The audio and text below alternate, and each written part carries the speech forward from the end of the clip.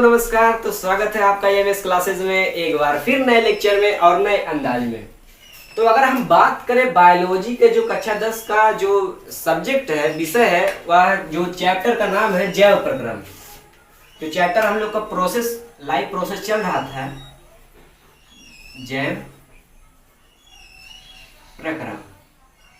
अगर हम बात करें जैव प्रक्रम के बारे में तो हमने कल इसके पहले वाले लेक्चर में ये समझा था कि जैव प्रक्रम क्या होता है और जैव प्रक्रम किनके द्वारा किया जाता है।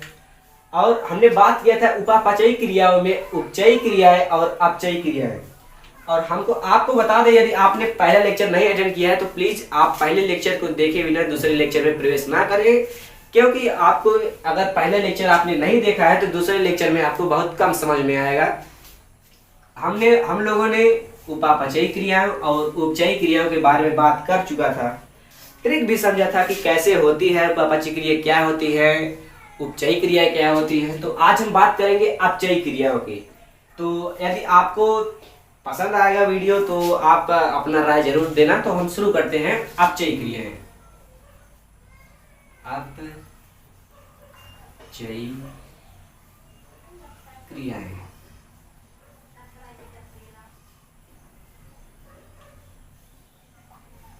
कैटाबोलिक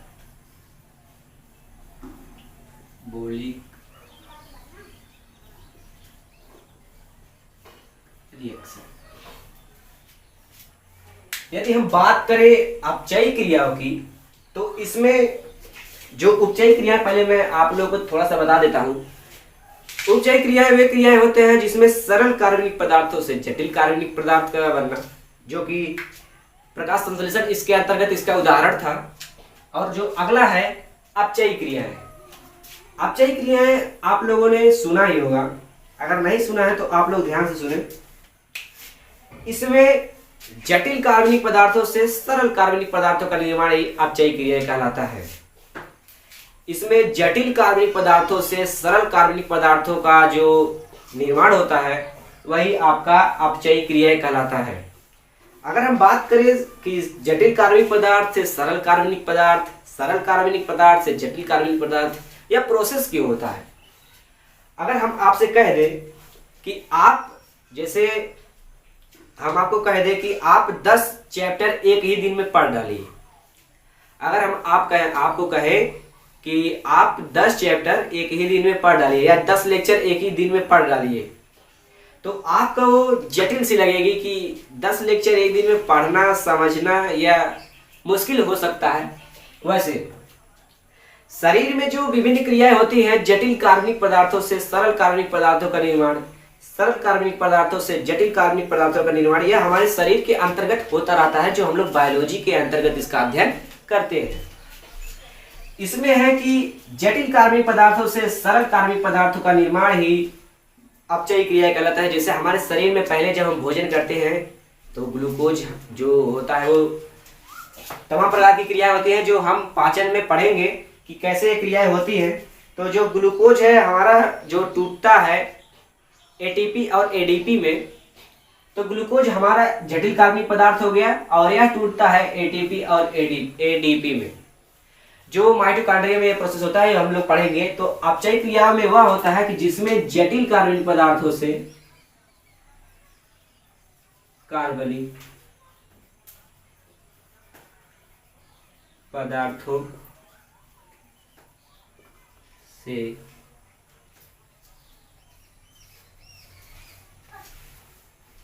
सरल कार्बनिक पदार्थ का बनना, जिसमें जटिल कार्बनिक पदार्थों से सरल कार्बनिक पदार्थ का बनना ही वो अपचयी क्रिया कहलाता है। जो इसका ट्रिक है, आप लोग ट्रिक अपने मन से भी बना सकते हैं। जो इसका ट्रिक है, आप सिर्फ यह ध्यान रखिए, जटिल गिब्स सरल, वह क्रियाएं जिसमें जटिल कार्बनिक पदार्थों से सरल कार्बनिक पदार्थों का निर्माण होता है वह क्या होता है, आपका अपचयी क्रिया है। तो दोस्तों इसके आगे अपचयी क्रिया में जो उदाहरण है उदाहरण यदि आप नहीं देते हैं एग्जाम में तो आपके मार्क्स जो है कटने के चांसेस रहते हैं। तो यदि आप पूरा डिफिनेशन बता देंगे और समझा देंगे, यदि आपने उदाहरण नहीं दिए तो आपका जो क्वेश्चन है वो अधूरा माना जा सकता है और नंबर भी कटने के चांसेस रहते हैं। तो इसलिए जो इसका उदाहरण है वो है पाचन और श्वसन।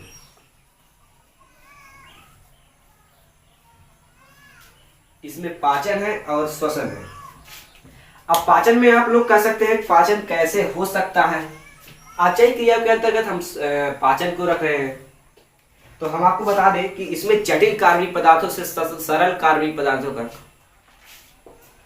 तो पाचन के बारे में हम आपको बता दें कि इसमें जटिल कार्बनिक पदार्थों से सरल कार्बनिक पदार्थों में, तो जैसा कि उदाहरण है हम लोग का पाचन और श्वसन। अगर हम बात करें पाचन के बारे में थोड़ी सी, तो इसमें सरल कार्बनिक पदार्थों से जटिल कार्बनिक पदार्थों पहले निर्माण होता था, लेकिन अब इसमें क्या है कि जटिल कार्बनिक पदार्थों से सरल कार्बनिक पदार्थों का जो उदाहरण है वह पाचन और श्वसन है। अब पाचन क्यों है, मैं आपके बारे में पाचन के बारे में आपको थोड़ा सा बताना चाहूंगा।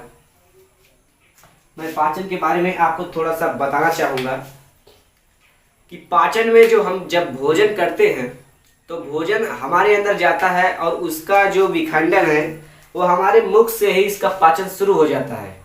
क्योंकि भोजन जो है एक जटिल पदार्थ है।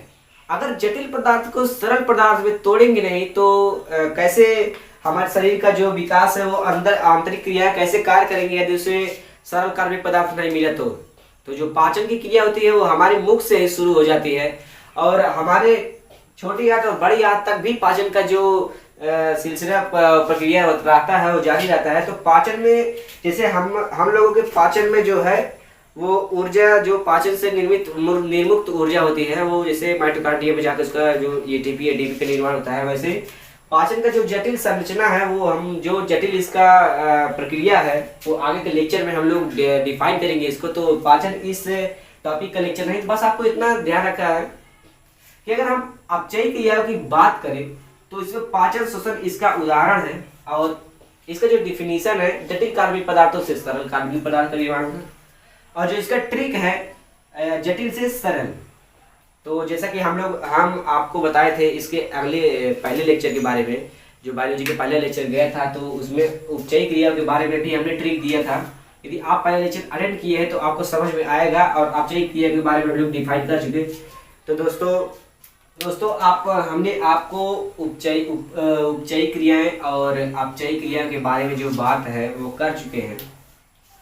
अगर हम थोड़ा विकास डालें मानव की तरफ, तो मानव जो है वो संसार का सबसे विकसित प्राणी है जिसके अंतर्गत तमाम प्रकार के तंत्र पाए जाते हैं। जो हम आपको कुछ तंत्र के बारे में बताना चाहेंगे जो आगे के लेक्चर में उसका जो डिस्कशन है डिफाइन है किया जाएगा।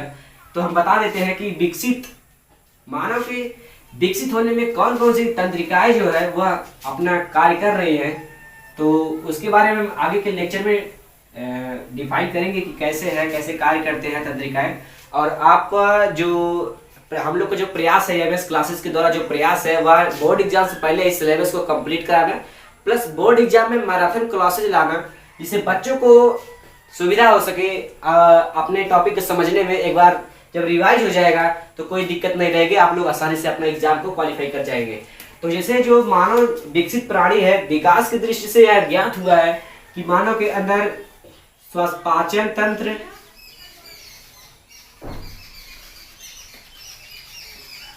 श्वसन तंत्र,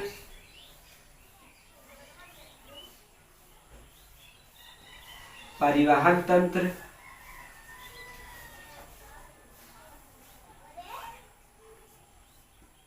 उत्सर्जन तंत्र,